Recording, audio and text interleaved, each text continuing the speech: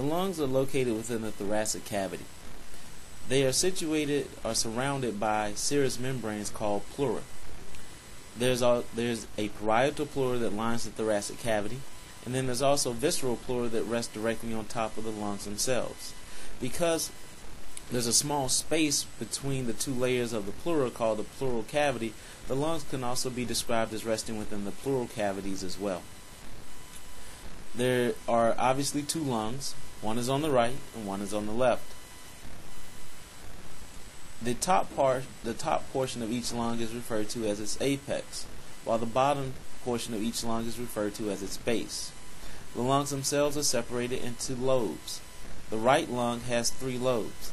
My way to try and keep this straight is to remember that the R's run together. So right starts with an R, 3 has an R in it. The 3 lobes on the right lung are the superior, middle, and also inferior lobes.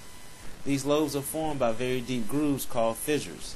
So if you look at the right lung, you're going to see 2 fissures. There's a horizontal fissure that runs in the horizontal plane and an oblique fissure that runs in an oblique plane. The left lung has 2 lobes. Notice left does not have an R. 2 also does not have an R. The 2 lobes within the left lung are going to be the superior and also inferior lobe. You're going to see one single fissure with the left lung called the oblique fissure. A unique structural characteristic of the left lung is this indentation that you see called the cardiac notch.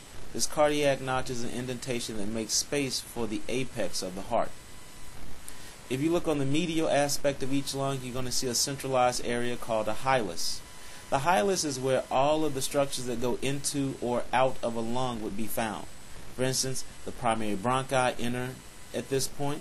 The pulmonary arteries and pulmonary veins, along with the nerves and any lymphatic vessels, would also go into or out of the lung at this hilus.